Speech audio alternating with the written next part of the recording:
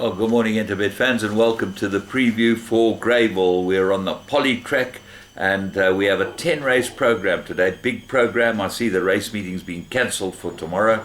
Paucity of entries. Well, this is always going to be a problem with the amount of racing KwaZulu-Natal wanted to take on.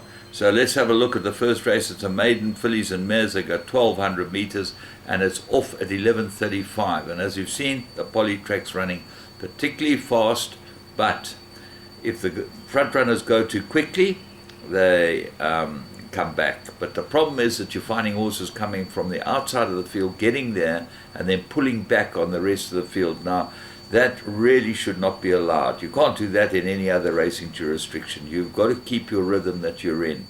And the quicker the NHA get on top of this, the better racing you'll have on the poly track. Let's kick off with this first race. And I think that the right horse is probably 5 Cape Princess. Gets a 4-kilogram claim. Got reasonable form. This always been there or thereabouts. But she's a battler. So what else is there? Mir Safir I've been following for a long time, and I think that she'll go very well. That's number 6, Mir Safir. Richard Foree gets a ride for the Wendy Whitehead outfit. Third best, maybe Cry Freedom. Got some sort of chance. Interesting runner will be number 8, Cabon Cappy.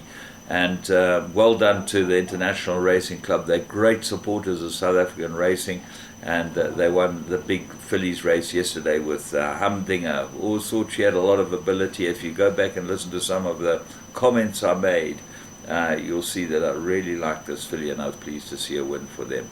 So, race 2.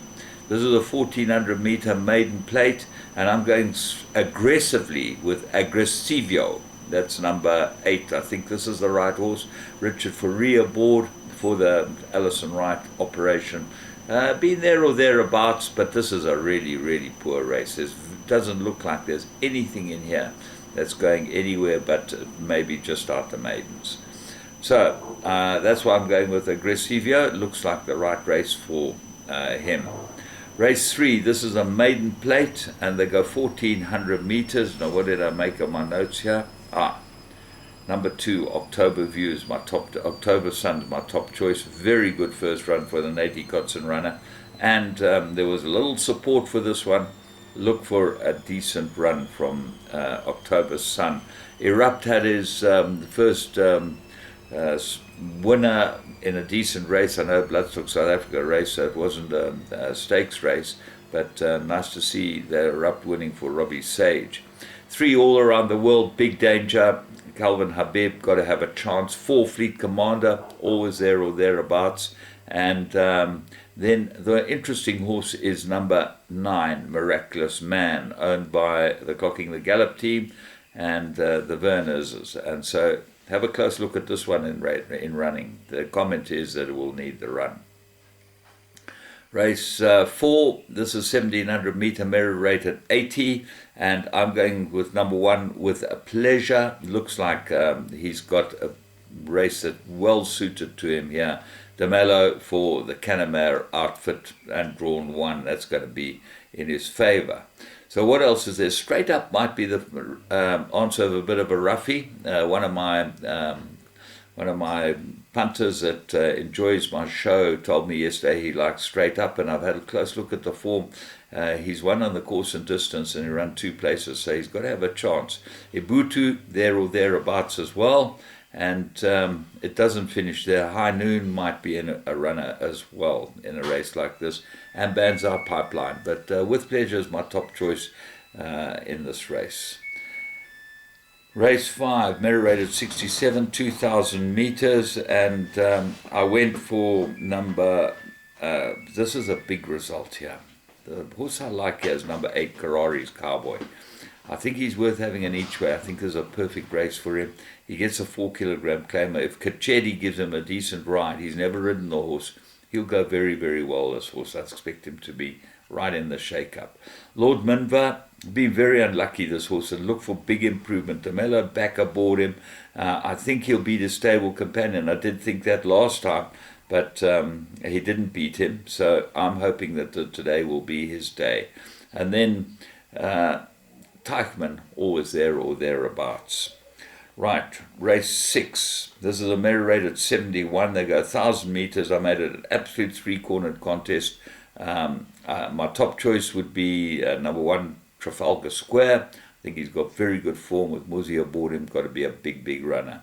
The next best choice is number 7, One Too Many. I think he'll go very well, this horse. He's won his last 2 starts pretty easily, and he got a 3-point penalty for winning last time. He won a good race, and he went to the front and absolutely held on nicely, so I expect him to go well. The other runner that I like is number 3. Let's have a look what that is. And that is Valiente with a 4-kilogram claimer. Expect this one to run well. Race 7, merit rate at 75, 1,100 meters.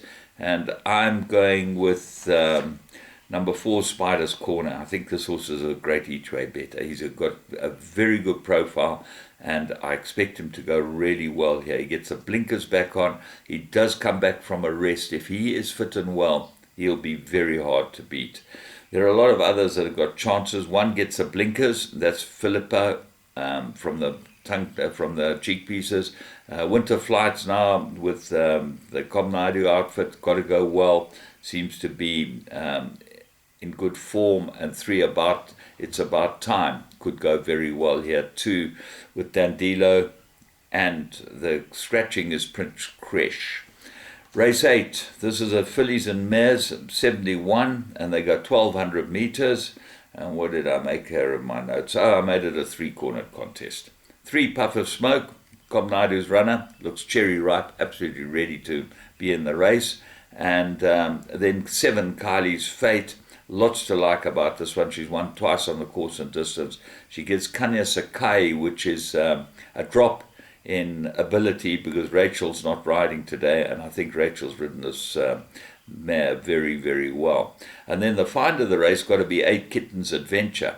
This has got to go well. Gets a really big jockey up in Richard Foree, and Gary Rich has kept this one boiling along, so I expect it to go into the money anyway. Race 9, 1,400 meters. This is fillies and mares, and I'll find one here for you. That is number 7, Splasher Green. Muzieni aboard it. Had the blinkers on his last 4-5 starts. They didn't seem to make much difference. So it will be interesting to see how this Gimme the Green Light filly goes. But I think that she'll be well suited by this. And she's a big price, and I expect her to go very, very well. There are a whole lot of other horses that got chances here. Gardenia, much improved last time. Mallorca gets an opportunity on her. And then 1 and 2, Gin and Tonic and Winter's Destiny. Well, Gin and Tonic gets Richard Foree, and that's a stable companion to Splasher Green. And Winter's Destiny, always there or thereabouts, good last run. Then we move on to the 10th, the Get Out Stakes, the 10th race, merit rate at 63, 1,400 meters. You don't want to be trying to get out of it in these type of races. But the horse I picked out is number 7, Pedro. The Mellow for Lorenzo Karim. They've been a bit quiet of late, but I expect this one to go really well. Movie Magic got a chance, and then the other big runner in the race is 4, Brave Voyager. Have a close look at him. He's got some ability, this horse, and I expect him to go really well. So he might be worth taking some swingers and trifectas, quartets with. From me, James Goodman. Have a great day's racing this Sunday, and I'll be back with you during the week.